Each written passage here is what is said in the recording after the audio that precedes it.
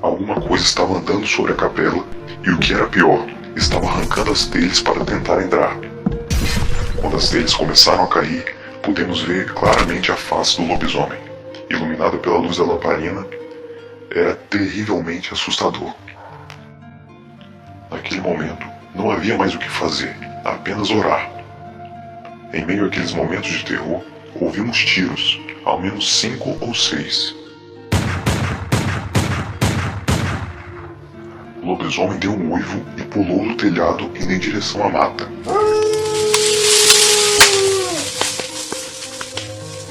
Pudemos notar as luzes do giroflex que vinha da estrada. Era um policial que, ao ver a movimentação, atirou contra aquele monstro. Quando abrimos a porta da capela, lá estava o policial parado, pálido e com os olhos arregalados. Pude notar que sua mão tremia enquanto segurava a arma. Ele olhou para nós e disse apenas 2 palavras. Eu vi. O policial me levou até em casa e no caminho até lá ninguém disse uma só palavra. Me deixando em casa, retornou à cidade com o capelão. Tentei dormir, mas sem sucesso. Ao amanhecer, fui surpreendido com a visita do capelão, que estava sentado à mesa com meus pais, contando ocorridos a noite anterior. Meus pais pareciam perplexos, pois ouvindo aquilo da boca do capelão, acreditaram em cada palavra.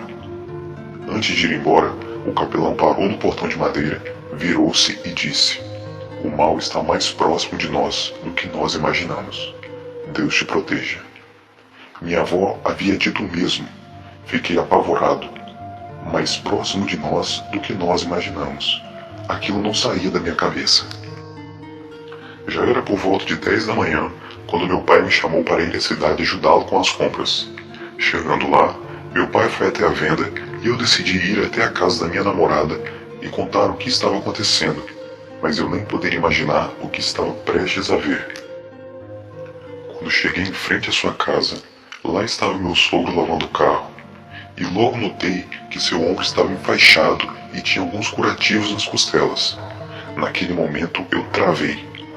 Ele então me olhou e perguntou com um sorriso de canto de boca: "O que foi, rapaz? Parece que viu um bicho?" Eu gaguejei um pouco e perguntei o que havia acontecido. Ele me disse que havia caído na noite anterior enquanto arrumava o telhado da garagem, mas não era nada grave. Imediatamente, desejei melhoras, dei meia volta e saí atordoado. Enquanto descia o morro, ouvi meu amigo me chamar. Parei e ele me perguntou por que eu estava pálido, transtornado. Sentei na calçada com ele e contei-lhe tudo. Ele era meu melhor amigo, logicamente acreditou em mim e me ofereceu ajuda. Disse que poderia ficar em sua casa quando quisesse para não precisar voltar tarde da noite. Agradeci e disse que precisava voltar à venda para ajudar meu pai com as compras. Meu amigo me disse então que deveríamos dar um fim naquela história e que eu não deveria me preocupar. Mais tarde, naquele mesmo dia, meu amigo apareceu em minha casa com o Fusca do seu pai. Me chamou para dormir em sua casa para espairecer um pouco, arejar a mente. Aceitei, afinal de contas, as noites estavam sendo de muita aflição. Nos despedimos dos meus pais e fomos. Isso beirando 5 da tarde. Quando chegamos à cidade, o sol ainda estava se pondo. Fomos até a sua casa e lá jogamos conversa fora, rimos, brincamos e por alguns momentos esqueci completamente de todo o caos que me cercava. A noite caiu e mesmo com medo, decidi ir até a casa da minha namorada para saber como ela estava. Apesar da noite, a rua estava com certo movimento de pessoas.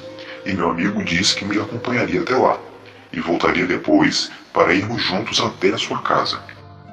Cheguei até a casa da minha namorada, e lá estavam meu sogro, minha sogra e ela sentados na varanda.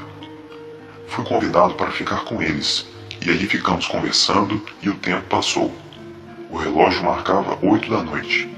Meu sogro disse que precisava ir na casa do seu compadre. Ele então se virou para mim e disse sorrindo: "Mas eu volto logo." Naquele momento, minha vontade era de correr. Algo em mim já sabia o que estava por vir. Tentando não criar alarde, disse a minha sogra e a minha namorada para entrarmos e fecharmos tudo, pois tinha um homem que estava pelas redondezas roubando. Logicamente inventei essa história, pois elas não acreditariam que havia um lobisomem na cidade, e muito menos que o lobisomem fosse meu sogro. Por mais apavorado que eu estivesse, não poderia deixá-las sozinhas. Fiquei e esperei meu sogro voltar, não como homem, mas como o lobisomem. Quando o relógio marcou 9:30 da noite, ouvimos um baque no quintal. As galinhas começaram a cacarejar e os cachorros a latir sem parar. Minha sogra gritou pelo meu sogro, achando que ele havia chegado, mas eu fiz sinal para ela não gritar. Peguei uma faca na cozinha e fomos todos para o quarto. Trancamos as portas e janelas e ficamos apenas ouvindo e observando. Ouvimos um animal grande que rodeava a casa e grunhia. Suas unhas arrastavam pela parede da casa. Aquilo era apavorante. Se aquilo entrasse, não haveria salvação. Nesse momento, lembrei que havia combinado com meu amigo para ir me buscar por volta das 10 horas. Aquilo me deixou ainda mais atônito, pois ele poderia dar de cara com o lobisomem. Ouvimos um carro chegando. Os faróis iluminavam a frente da casa. Já imaginei ser meu amigo. Eu comecei a gritar para ele ir embora. Ele não podia ficar ali. Mas algo impressionante aconteceu nesse momento. Ouvimos a voz do meu sogro vindo do lado de fora. Minha sogra correu para abrir a porta e eu segurei ela para que ela não o fizesse.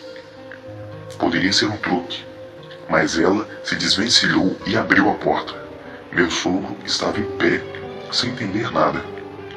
Minha namorada disse que alguém tinha pulado no quintal e ele me chamou para verificarmos. Pegou a lanterna e fomos. Naquele momento, já não sabia o que sentir nem o que pensar. Ele era o lobisomem.